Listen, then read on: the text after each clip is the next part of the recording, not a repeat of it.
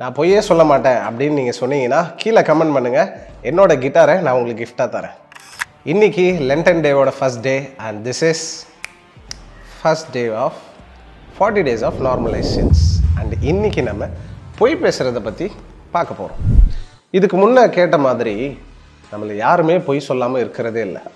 எல்லா நாளும் ஏதோ ஒரு பிரச்சனையிலேருந்து தப்பிக்கிறதுக்காகவோ, யாரையும் இம்ப்ரெஸ் பண்ணுறதுக்காகவோ, இல்லை ஏதோ ஒரு வேலை அவாய்ட் பண்ணுன்றதுக்காகவோ டெய்லி நிறையா பொய் பேசிட்டு தான் இருக்கும்.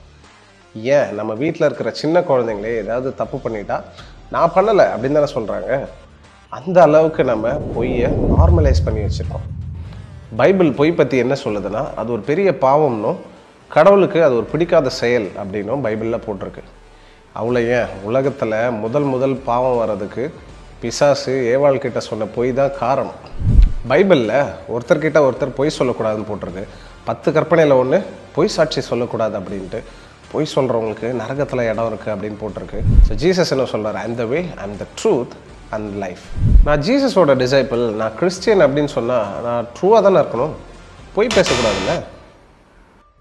ப்ரோ ஏன் ப்ரோ பொய் சொல்லக்கூடாது? அதெல்லாம் ஒரு பெரிய விஷயமா? அதெல்லாம் ரொம்ப சாதாரணம் அப்படின்னு நீங்கள் கேட்டிங்கன்னா, நம்ம ஒவ்வொரு முறை பொய் சொல்லும் போதும் நம்ம கடவுளை ஹர்ட் பண்ணுறோம். We dishonour God. உண்மையுள்ள தேவனை உண்மையோடு தொழுது கொள்ளணும் அப்படின்னா நம்ம உண்மையை மட்டும்தான் பேசணும், பொய் பேசக்கூடாது.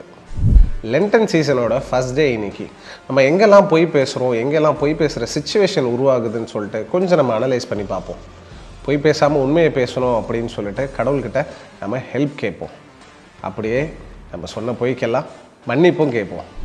கிறிஸ்துவின் பிள்ளைகளா, உண்மையின் பிள்ளைகளா, நான் இனிமேல் உண்மையை மட்டும் பேச போகிறேன் அப்படின்னு நீங்கள் டிசைட் பண்ணிங்கன்னா ஐ வில் நாட் லை அப்படின்னு சொல்லிட்டு கீழே கமெண்ட் பண்ணுங்கள். இதே மாதிரி வேறு ஒரு வீடியோவில் நாளைக்கு சந்திப்போம். I am Dr. Joel Singh, the psalmist, and this is 40 Days of Normalizations. See you tomorrow.